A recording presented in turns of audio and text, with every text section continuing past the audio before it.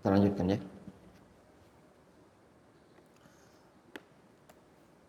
Bismillahirrahmanirrahim. Alhamdulillahi wassalatu wassalamu ala Rasulillah wa ala alihi wa ashabihi ajma'in, amma ba'd. Kita lanjutkan hadis yang berikutnya. Wa an Abi Hurairah radhiyallahu anhu qala Rasulullah sallallahu alaihi wasallam, idza jalasa baina syu'abiha al-arba' thumma jahadaha faqad wajaba al-ghuslu, muttafaqun alaih. Zada Muslimun wa illam yunzil.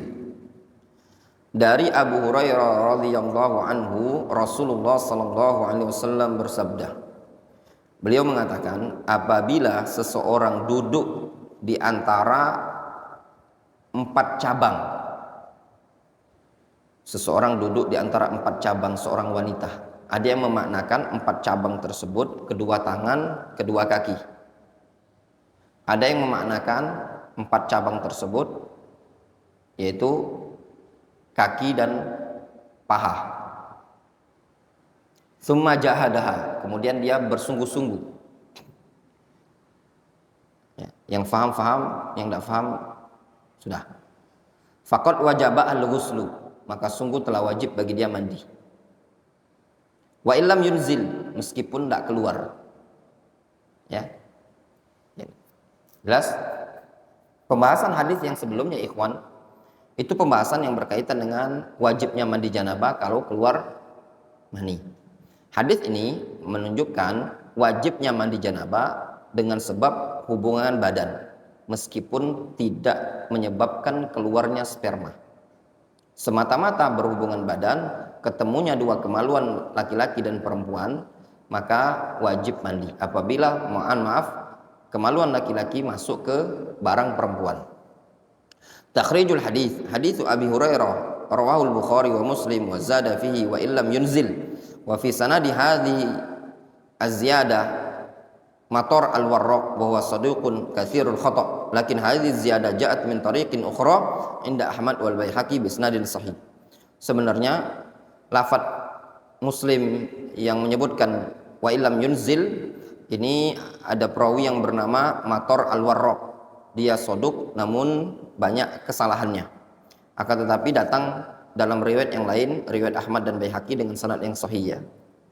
Adapun fikih hadis, al-mas'alatul ula al-ghuslu ala man jama'a wa lam yunzil al-ma'. Mandi bagi orang yang berjima meskipun tidak keluar air maninya. Idza jama'a ar-rajulu al-mar'ah wa lam yunzil al-ma'. Apabila seseorang menggauli seorang istri dan tidak keluar spermanya, li'annahu naza'a bi sur'atin qabla ay yakhrujal ma', dikarenakan dia telah mencabutnya dengan cepat sebelum air itu keluar, au hasalahu iksalun wa rubuh au inhibasun lil mani, atau terjadi keloyuan, ya, kelemesan, loyo ya, atau tertahannya mani, buntu, enggak keluar karena buntu, ya. Fa innahu yajibu alaihi al-ghuslu 'inda jumhuril ulama wa huwa shawab.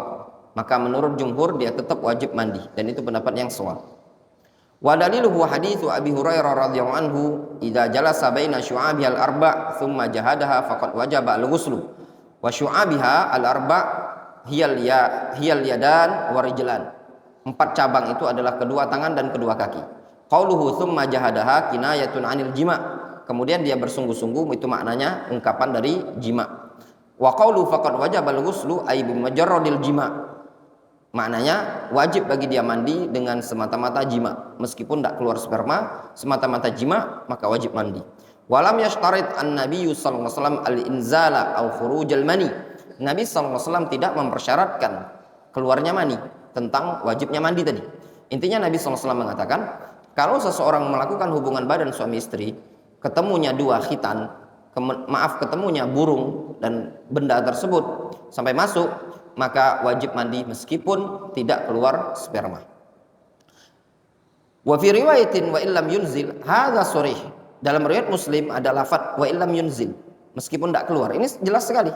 Wa jaa fi sahih Muslim min hadits Aisyah radhiyallahu anha anna Nabiy sallallahu alaihi wasallam qala idza jalasa baina syu'abihal arba' wa massal khitan al-khitan faqad wajaba al-ghusl.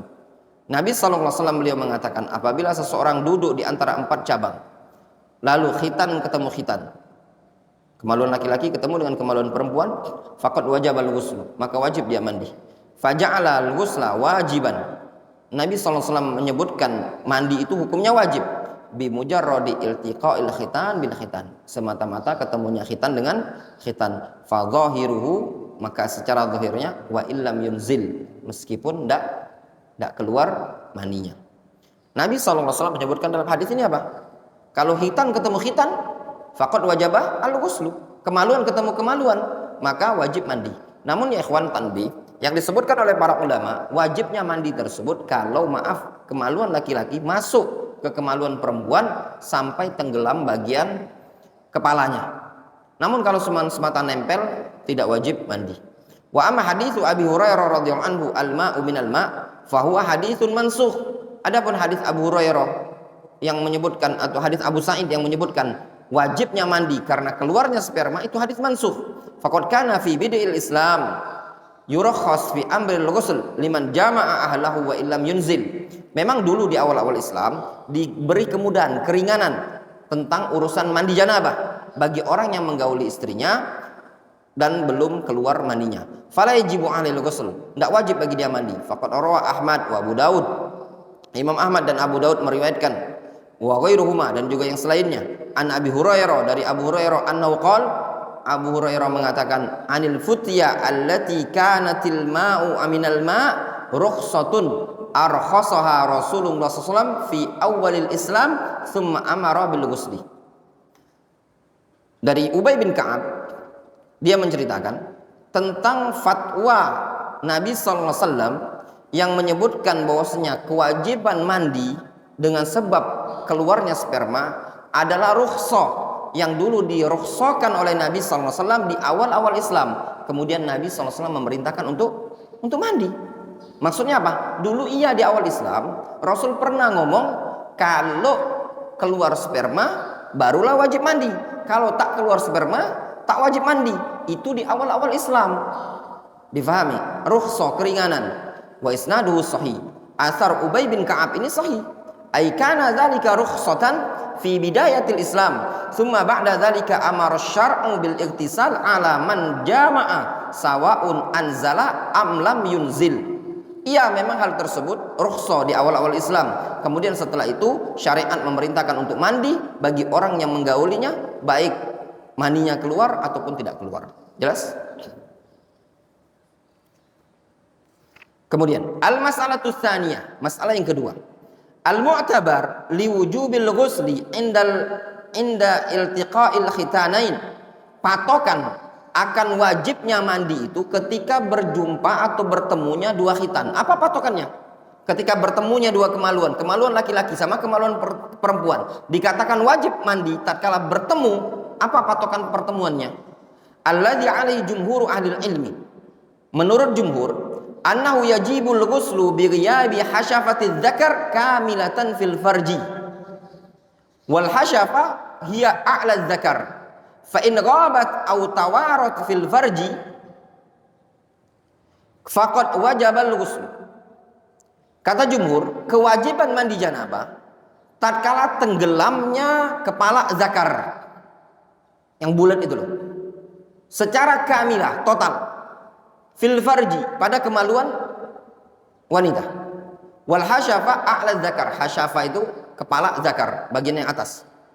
Apabila tenggelam masuk delesep di kemaluan, maka wajib mandi. Faqad rawa Ahmad wa Ibnu Majah an Abdullah ibn Amr anna Nabiy sallallahu alaihi wasallam qala, disebutkan dalam hadis Nabi sallallahu alaihi wasallam mengatakan idzal taqa al khitanan wa tawarat al hasyafa faqad wajaba al ghusl. Apabila dua khitan itu dua kemaluan laki-laki dan perempuan berjumpa dan tenggelam hasyafanya, kepalanya tenggelam, maka wajib dia mandi. Namun sanadnya isnaduhu dhaif, sanadnya dhaif. Walahu tariqun ukhra ad'af minha, punya jalan yang lain namun lebih dhaif lagi. Rawaha at-Tabrani fil Awsat. Riwayat at-Tabrani dalam al-Awsat. Wa rawa at-Tahawi fi syarhi ma'anil athar an Abi Hurairah mauqufan alaihi. Namun at-Tahawi menyebutkan dalam syarah ma'anil athar dari Abu Hurairah secara mauquf. Abu Hurairah mengatakan idza ghabatil mudawwarah faqad wajabal ghusl. Kata Abu Hurairah, kalau al-mudawwarah itu yang bulat itu telah tenggelam, maka wajib mandi. Wa isnadu hasan insyaallah, sanadnya hasan insyaallah. Jelas? Abu Hurairah menyebutkan, apa kata Abu Hurairah? Kalau al-mudawwarah, lingkaran itu, mudawwarah itu yang melingkar. Kalau yang melingkar itu, setuwo itu, nah, tenggelam, dah wajib mandi insyaallah. Wa yadullu alaihi hadits Aisyah, dan juga hadis Aisyah menyebutkan idza jalasa baina syu'abil arba' wa masal khitan faqad wajaba al-ghusl.